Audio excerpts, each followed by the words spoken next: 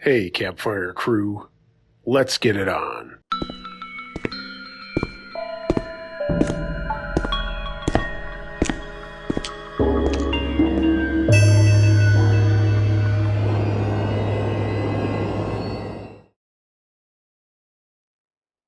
Banana Peel and Clock by Win Elizabeth Adore. The more I consider this, the more certain I am that someone, most likely my creepy maintenance guy, entered my apartment in a very unconventional way. This happened close to 10 years ago. Daylight savings time reminded me of a very strange incident. My husband, baby daughter, and I lived together in a small apartment. We had a clock on the wall in our living room that we never adjusted for daylight saving time. It had been off an hour for months. It was out of reach, and we were really busy. Rather than changing it, we just joked about it all the time. We rarely relied on the analog clock anyway, plus eventually it would be correct again. One day, I got home from a morning outing with my daughter, and I noticed that a banana peel was in the hall on the floor. It had been stepped on. This was very strange because we didn't have any bananas in the house. In fact, we never did. None of us ever ate them. I was quite startled. I sent a text to my husband and asked him if he had stopped by home during his shift and possibly dropped a banana peel on the floor. He said he most certainly hadn't. We checked our camera footage and no one had come into our apartment. So I cleaned up the banana off the carpet. I packed a diaper bag for my daughter so we could leave for the afternoon. Before we walked out the door, I glanced at our clock. The time was correct.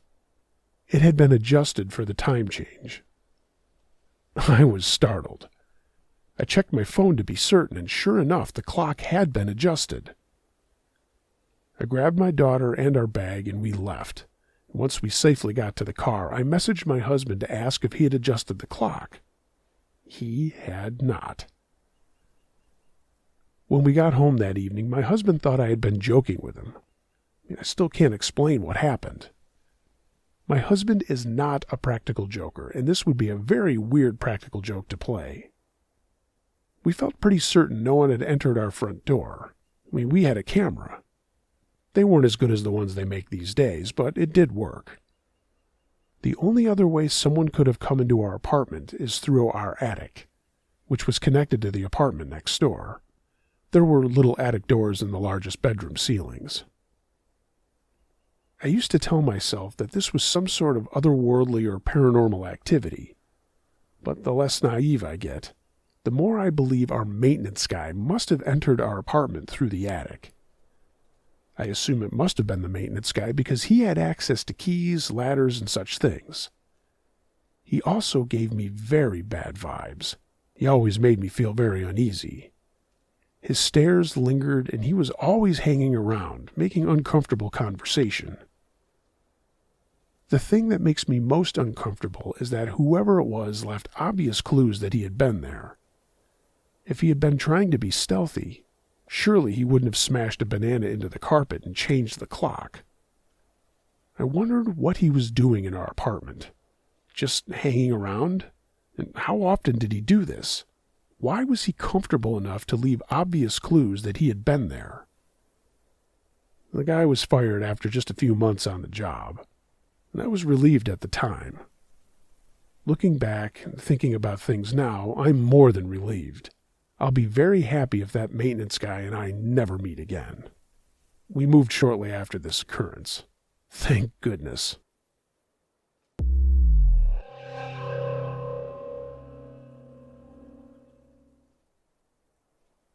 Something in the Woods Tonight by Jive of Turkey. I figured I'd share this to get some thoughts after I've terrified my wife. I want to preface this saying that I've hunted and hiked in this region since I was 9 years old. I am very familiar with the wildlife and the sounds of the forest. I'm not really a believer in any of this sort of thing, but I really don't have an explanation for what happened tonight. I hiked about 1.5 miles through the forest and swamp hunting deer today, and got to the pocket of woods and field that I wanted to be in, and I climbed a tree to hunt out of. By all accounts, this was an uneventful afternoon and evening until sundown. For about 30 minutes I listened to a rabbit be tortured. It just wouldn't die. If you've ever heard a dog or a hawk get a rabbit or hunted rabbits, you know what I'm talking about. When they're distressed, they scream bloody murder, and this just seemed to continue forever. Naturally, this can make anyone on edge, but I figured a hawk got it and just wasn't killing it. Then the sound of a twig snapping and then silence. The rabbit stopped. Through the thicket, I could make out a figure, vaguely deer-shaped, moving through the woods about 35 yards away, so I grabbed my bow, but the undergrowth was far too thick for me to pick out much more than a rough outline. It walked behind a tree and disappeared. The sun was now fully set, and I was in the last 15 minutes of post-sundown light. And I heard in a flat, emotionless child's voice from where that deer had disappeared, "Help, help, help." No fluctuation or distress to the voice.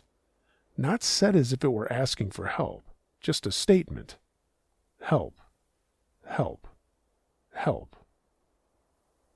It said that probably 15 times, and then the woods went silent. There wasn't even a breeze to make a sound. Then there was a crack of a limb of a tree snapping, and all hell broke loose in the woods.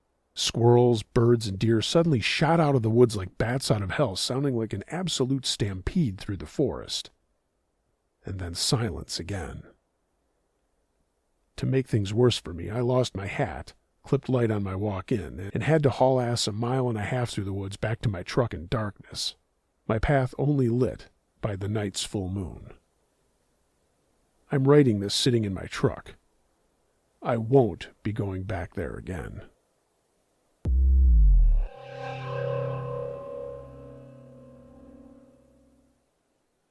Stranger Followed Me for Hours by Mr. Satan Super Saiyan. A few years ago, I, a 35-year-old male, had a terrifying experience that still haunts me today. I was living in a busy city at the time, and I had just finished a late shift at work. It was around 10 p.m., and I was walking home through the quieter side streets of my neighborhood. I'm someone who's always been somewhat cautious, so I was alert, keeping an eye out for any unusual activity. As I walked down the street, I noticed a guy about 20 feet behind me. At first, I didn't think much of it. He seemed just like another person walking the same route. But something about his movements caught my attention. He wasn't walking in a normal manner. He was clearly trying to keep his distance, but his pace matched mine no matter how fast or slow I went. After a few blocks, I decided to take a detour. I turned onto a side street that was a little less populated, hoping he wouldn't follow. I checked over my shoulder, and sure enough, he was still there. It's hard to describe, but I felt the hair on the back of my neck stand up. My instincts told me something wasn't right. I crossed the street, hoping that would throw him off, but he crossed too, without hesitation. I thought, okay, this is weird now. I had to make a decision. I wasn't that far from home, but something about this guy's persistence made me uncomfortable. I decided to stop at a nearby 24/7 convenience store to try to lose him. The store was empty save for the cashier, who barely looked up from their phone. I quickly grabbed a drink and stood by the door, hoping to see if the guy would pass by. He didn't. He stopped right outside the store. At this point, I could see his face clearly through the glass. He was staring directly at me. I panicked and ran back into the aisles, trying to calm down. I could hear his footsteps growing louder as he approached the door. I knew I couldn't stay there any longer. I tried to pay, but I was so rattled I couldn't focus on anything. The cashier just stared at me, probably wondering why I looked so frantic. I threw the drink on the counter, paid quickly, and bolted out the door. I ran down another street, not wanting to look back, but knowing I had to. I didn't see him for a while, and my heart slowly started to calm down. But as I turned the corner to my street, I saw him again, standing at the far end of the block. It was like he had been there waiting the whole time. I wasn't sure what to do next. I considered calling the police, but he hadn't really done anything illegal, just followed me for a while. I didn't want to overreact, but I also couldn't shake the feeling that this wasn't a coincidence. He was still standing there, watching me, and now he was closer. I took a deep breath, checked both ways, and made a beeline for my apartment building, not daring to look back until I was inside. When I got to my apartment, I locked the door and stayed there, staring out the window for what felt like hours. I didn't see him again after that night, but the whole experience left me unsettled for weeks. I haven't felt comfortable walking home alone late at night after that, even though I've lived in this city my entire life. I still wonder if I was just being paranoid, but there was something off about the way he followed me. It felt intentional, and it left me with a gut feeling I couldn't shake. The guy who followed me for hours that night? Let's not meet again.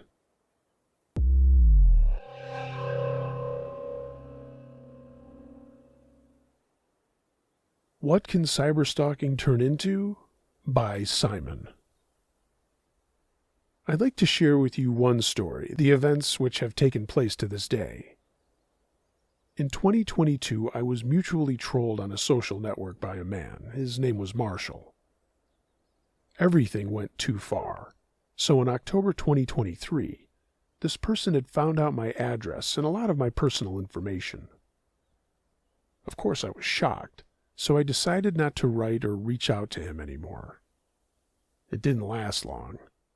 In February, I received a paper letter from Marshall, which he had personally put in my mailbox. The signature was not his. He made me think that the letter actually belonged to my ex-friend who became gay and is now asking for my hand in marriage. The only thing that scared me was that Marshall might be out there watching me, so I've been living with terrible paranoia for the last few months. 4 months later in June, I decided to take revenge and punch through his information using paid services and wrote a reply letter. Ironically, on the day I did it, Marshall had a birthday. Apparently he was very angry that later all summer I was exposed to his letters and messages on social networks. He had a lot of pages there, so I couldn't block them all, only after he wrote to me. He'd waited for me at the entrance of my apartment and sent photos of the windows of my apartment, came and looked at them at night. In those months, I already started thinking about buying a gun, but it was all complicated due to the fact that I'm only 18. In the country where I live, the minimum age for obtaining a gun license is 21. So the only way out of this was to hold peace talks. I know it sounds stupid. I used to be very afraid of meeting this man, but I couldn't live like this anymore, so I decided to do this. Once again, he came to my house. I took pepper spray and went out to him, and surprisingly, everything went well. He even seemed to me to be a pleasant and very interesting person. We agreed together that there was a misunderstanding, and he offered to be friends, to cooperate in some cases, and indeed, sometimes he supported me morally. I did like spending time with him. But still, I noticed strange aspects in this guy. He could suddenly switch and talk about strange topics, and I also noticed uncontrollable outbursts of aggression behind him. That is, he became a completely different person. He probably had a split personality, but as for me, he didn't do anything wrong anymore. Recent history can confirm this. He invited me on a walk in the woods, and I naively agreed because I was already used to Marshall, and my brain perceived his strangeness as one of the characteristics of him. I was absolutely not afraid to be with him anymore. Things started as usual. We were walking, talking, when suddenly he stopped and said, "You chose a bad time to get lost, my friend," and immediately pulled a knife from his pocket. He did it so unexpectedly that I didn't even have time to react. I just stopped dead in my tracks. When he saw my reaction, he ran up and knocked me down. I immediately began to fight back as best I could and hit him hard in the nose. He grabbed at his nose, and I got out of there. I ran the hell away as fast as I could just to get away from him. As I was running away, I heard him shouting at me, "It was a joke! Come back, I was joking!" Of course, I didn't believe it. That happened just a week ago. I'm very scared now. What if this Marshall starts to take revenge on me? I've been gathering my thoughts for a long time to share this, because I want to hear other people's advice on how to proceed. This guy knows absolutely everything about me and about my family. So I wanted to tell everybody about these events and ask for some advice. What would you do in my place if any of what I've said happened to you?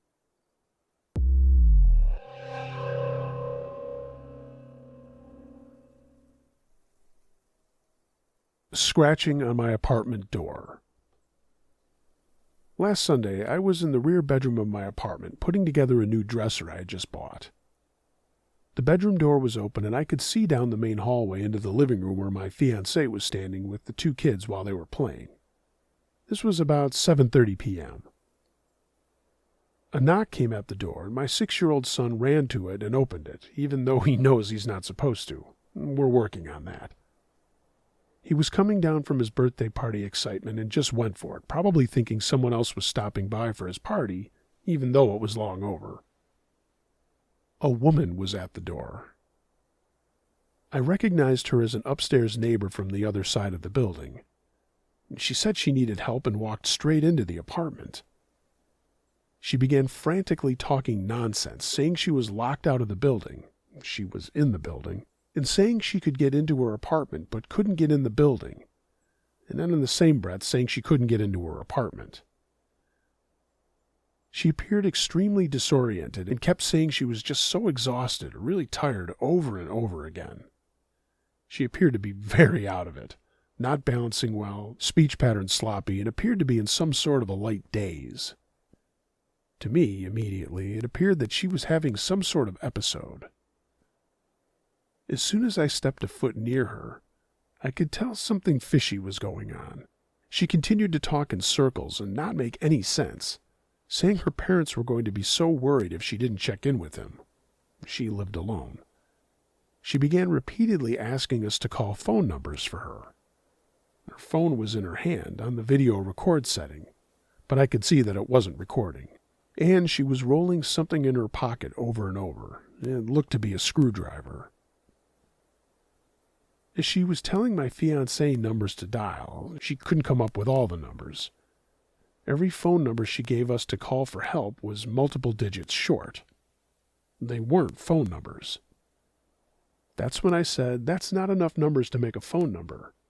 And she would switch to a different phone number and then stop halfway through saying it. This happened about 7 or 8 times, and finally I had enough. She kept saying her phone wasn't working, so I let her try to use my phone. But she ended up just standing there holding it, not using it, just holding on to it, continuously talking nonsense. I was thoroughly uncomfortable at that point, and very upset that this woman had entered my apartment without invitation and was acting this way around my kids. I told my fiancé to take the kids to the back of the house and try to coax the woman out by saying, "Let's go to your apartment. Come with me, we'll see if it's open." I tried to lead her out of my apartment, but she said she was too exhausted and needed to sit down, and then proceeded to just sit down on my living room couch. I was not thrilled with that. In fact, I was livid, but I kept my cool and realized I was dealing with crazy. My fiancé flanked her from the back so she couldn't get further into the apartment and near the children again.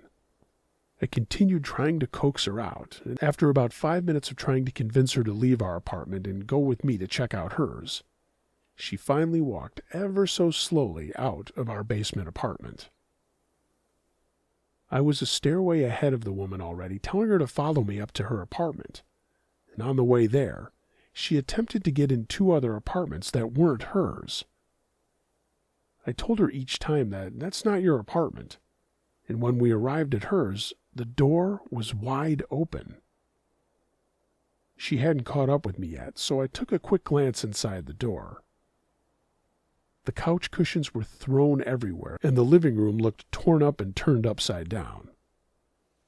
She arrived behind me and tried again to get into another neighbor's apartment across the hall from hers. I told her that's not your apartment. Here's yours, and the door is wide open. Finally, I got her to go inside her apartment. When she did, she apologized to me saying, "I'm sorry this is how we had to meet. I'm just so exhausted." I said, "It's okay," and then quickly headed downstairs to my apartment. I had such an uneasy feeling that I decided to call the cops and let them know that some woman who I had never spoken to before showed up at our door, asking for help and acting disoriented. They said they'd send someone over to check on her, and an hour later the police arrived and knocked on her door. There was no answer, so they left. 4:15 a.m. rolled around.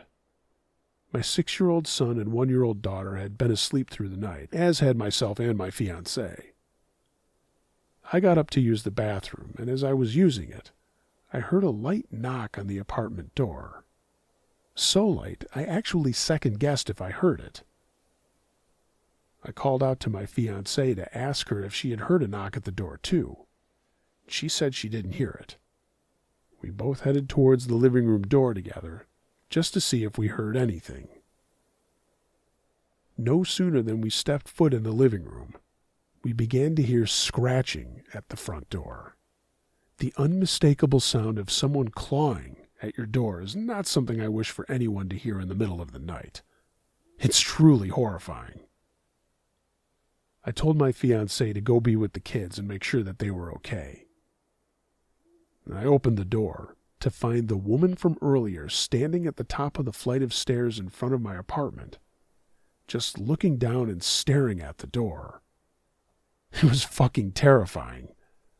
So I told her, no fucking way are we doing this shit.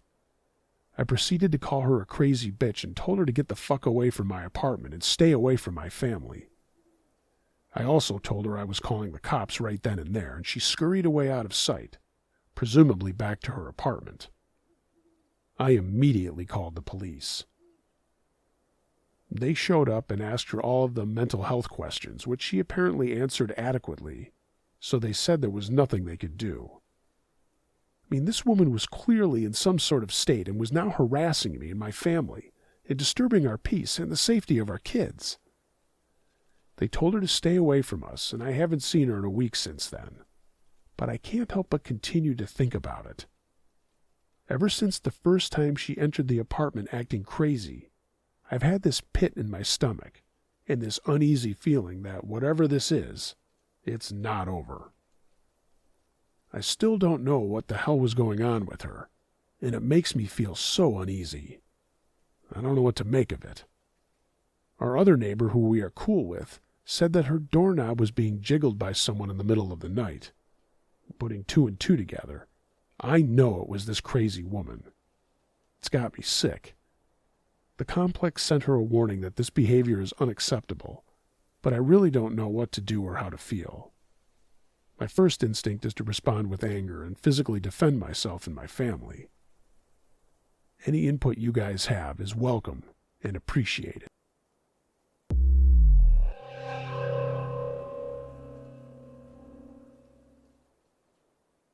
My Horrifying Experience at Lake Tahoe by Goofy Gorilla. It was the summer of 2021. I was 15 at the time, and I'm a male. My family and I decided to finally take a vacation. We didn't travel much, so the idea of going somewhere nearby yet otherworldly was thrilling. Our destination? Lake Tahoe. The trip began like any other. We drove from Western California to the northern shores of the lake, and everything was perfect. Almost. The whole family was there, except my father, who was going to join us later because of work. The morning after we got there, we went to the lake for some swimming. The Nevada side of the North Shore was stunning, and afterward we returned to our cozy little Airbnb cabin. The following day, we revisited the same beach. This time, my uncle introduced us to some rocks he discovered for cliff jumping. He and his wife paddled us to the area using their boards, and the rocks were nestled in a secluded cove, only accessible by water. It was exhilarating, jumping and leaping into the deep, cold lake. One rock stood out, a giant, far into the lake. Too distant and daunting for us to attempt. But still, we made a mental note of it before paddling back to shore. Later that afternoon, my father finally arrived, and we excitedly recounted our rock-jumping adventure, and he seemed especially eager to try. Everyone else was too tired, so it was just me and him. Without a paddleboard, we would have to swim from rock to rock. And at first it was simple. Swim, climb, jump, repeat. Then my father, ever the daredevil, pushed me to tackle the massive rock farther out into the lake. I hesitated, but didn't want to show fear, so I agreed. The swim to the big rock felt endless. I was usually a strong swimmer, but something about that stretch was unnerving, like the lake was pulling me down. When we finally reached it, the jagged surface was hard to climb, and my dad hoisted me up, and together we stood on top. The rock was even larger up close, towering above the water. My dad volunteered to jump first, and watching him leap felt surreal. He fell for what seemed like ages before hitting the water with a resounding slap. Then nothing. Seconds stretched painfully. He didn't surface. My chest tightened, panic creeping in, and suddenly he emerged gasping, his face a ghostly shade of pale. "Are you okay?" I called out, my voice cracking. He looked up, his expression strained, almost hollow, before forcing a weak smile. "Yeah," he laughed nervously. "Big jump, huh?" His laugh didn't reach his eyes.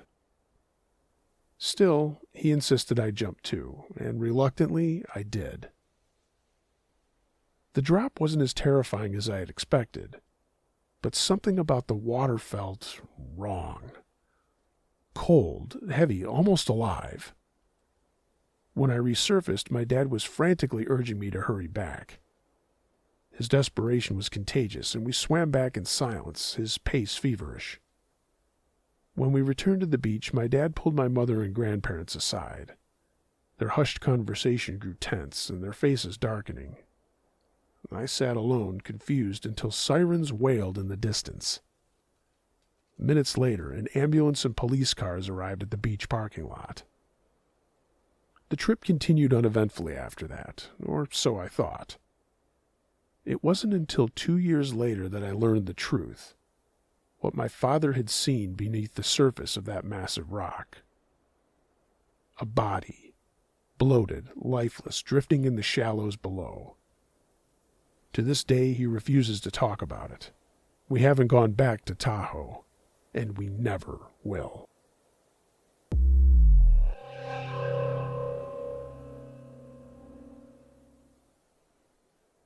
I Thought It Was My Husband by Unforgiven 1.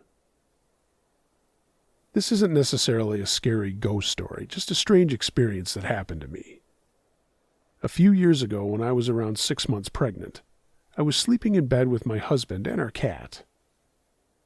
We live in Norway, and in the summertime the sun doesn't go all the way down. So although it was in the middle of the night or early morning, not exactly sure, I didn't check the time, it wasn't completely dark in our bedroom. I woke up from sleep because I felt my husband standing at his side of the bed, which isn't unusual because he wakes up early to get ready and go to work. But he never just stands there until I wake up.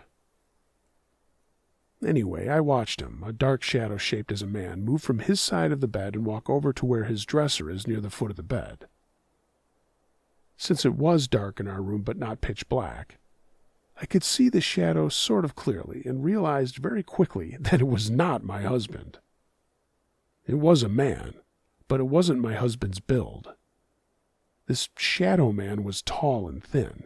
My husband is built like a bodybuilder and not that tall. I looked over to my right, and my husband was laying there sleeping. I looked back at where the shadow was standing at the foot of the bed, and at that moment, the shadow made a startling jerking movement, Shoulders went up and arms kind of flailed, like it was surprised that I saw it and was startled. Immediately, the shadow quickly disappeared into the wall behind it, more like quickly evaporating. This shadow man had no features, just looked like a regular shadow you would see of yourself on the pavement during a sunny day. It all happened quickly, and the strange thing is that I looked down at my cat who was lying near my big pregnant stomach. She had watched the whole thing and was looking directly towards the shadow too. When the shadow disappeared, she jumped off the bed and ran toward the wall, which was right next to the bedroom door. She then exited the room and I rolled over and went back to sleep. Sleep was no joke when I was pregnant. I'm not sure, but to me, the shadow didn't feel attached to our house, but felt more like it was checking up on me. Maybe because I was pregnant. The reason why I think this is because I didn't feel scared or uncomfortable. In fact, like I said, this thing seemed to be startled by me instead. This isn't the only experience I've had in my lifetime or in this residence. Another quick experience in this condo was when my mom was visiting after our baby was born. She told me she was awake in the living room late one night, texting on her phone, and the baby's floor gem flew across the floor. No explanation as how, since we were all asleep and everything was still. I don't know the exact history of our condo, but I think it was built in the early 90s, and there were no deaths in our residence. It's a really small, quiet, and safe neighborhood, so I think we would have heard if something strange had happened here that would have resulted in a haunting. But I will say this. The history of the town we live in is ancient. It was founded by Vikings in 997 AD. Not sure about the exact area that we live in, though. I guess what I'm mostly wondering about is the vibe of shadow people in general. I've read stories here and there where they're menacing or creepy, yet I've also read stories similar to mine where they are no bother at all. Strange how that is.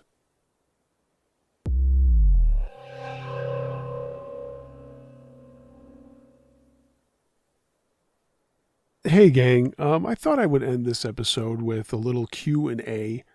I do get questions from time to time, and I save all of them. I don't always get right back to them, but I thought, hey, why not do that this time?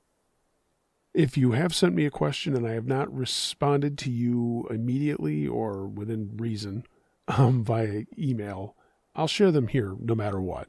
But if I haven't responded to you, I will, I promise. So let's see here. Penny P asks, what is your favorite story you've narrated? I think I've been asked this question before, and the answer I gave you now would probably be very, very different from the last time I answered that. If I have, I'm pretty sure I've mentioned a few of the stories that I've liked, that I enjoyed narrating and enjoyed sharing. It's really kind of hard to say. I don't dislike any of them. I know, I always say I read them all, and whether they're short or long, or some of them are next to indecipherable, but I work at the editing as best I can. There's a number of them that stick out to me, but which ones do I enjoy more than others? I really can't say. I think it would be unfair for me to pick one, like a favorite.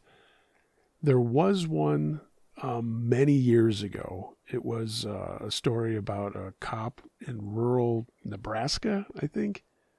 And I always enjoyed that because my bride actually helped me out with a voice on that.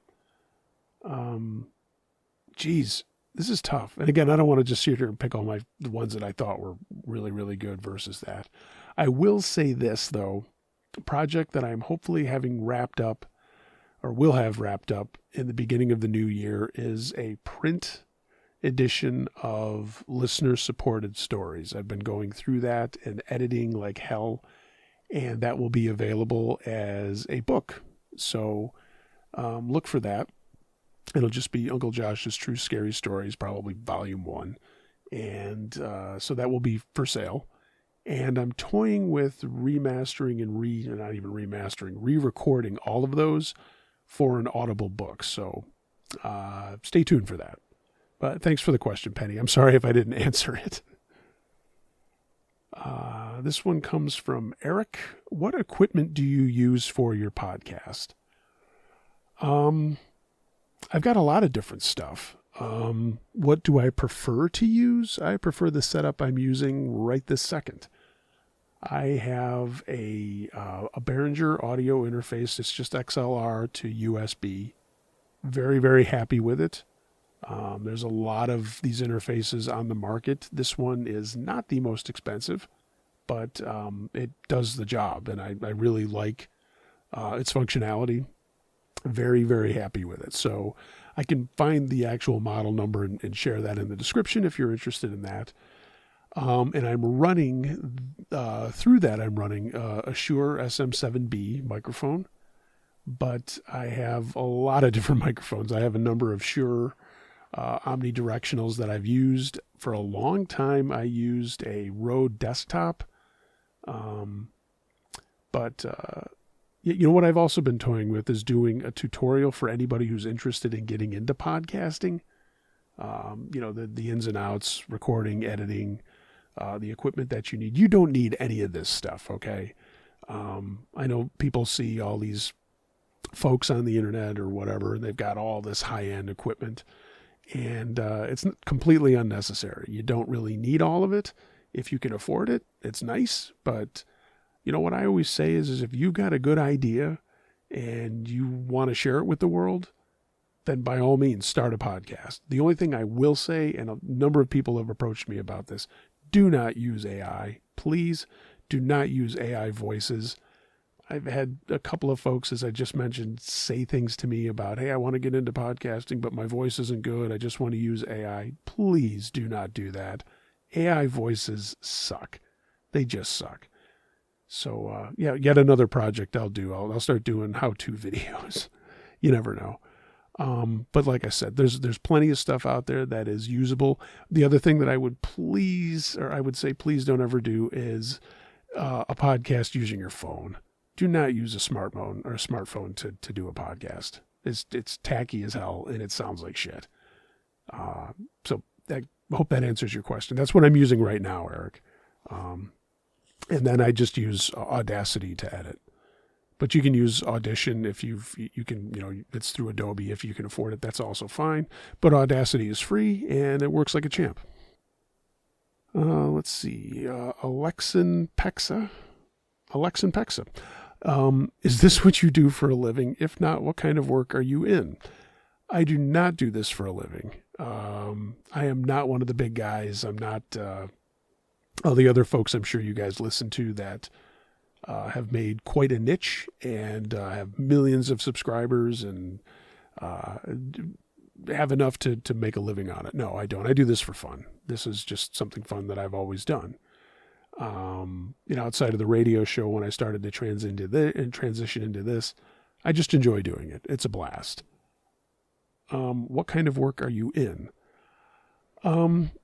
Keeping all things as anonymous as I can. I know I've shared plenty of stuff with you guys. I'll just say that I'm in public relations and in marketing, and I very much enjoy what I do. As a matter of fact, I do a podcast for the company I work with, but that's all I'm going to say about that. Thanks for the question, Alexin Pexa. And I hope I got your name right. Let's grab one more here. Lainey R. I hope I'm pronouncing that correctly, too. This is cute. I love your voice. It's very soothing, and it helps me fall asleep. Do you sing in a band? I do not have a singing voice. I might get by if there's a lot of good people around me singing much louder, but I do not sing. I play guitar, play drums. I've been a drummer since I was a kid. I've gotten away from that, and I've just been playing guitar more since I was, probably 18 or so. But no, I do not sing. I've been in bands, but I'm a rhythm guitarist all the way. That's the way it is. I fancy myself a really low budget Malcolm Young, because I think Malcolm Young is one of my favorite guitarists, and that's really the way I grew up playing, was by listening to Malcolm Young. And I think it's part of the drummer in me too, just very into the rhythm and just kind of play my guitars like I'm drumming. but no singing for me. Thank God. And you're all would be very, very thankful. Do I sing all the time? Oh, yes. Am I terrible? 100%. Anyway, thanks for the questions, guys. I hope that wasn't super annoying. And if you didn't like it, maybe you just fast forward it all the way through or just stop the episode completely. But if you do have a question, you know where to find me. Uncle Josh, truescarystories@gmail.com. Shoot me your questions, and I respond pretty much within a day. But I'll like to share these on the episodes as well, and I'll continue to do that moving forward. If you guys dig it, let me know what you think, either in an email or in the comments. So, hey, thanks for listening to this episode of Uncle Josh's True Scary Stories. I'll repeat the place for you to send your true scary story if you'd like to hear it narrated on this channel or the podcast. Uncle Josh, truescarystories@gmail.com. And again, I read them all.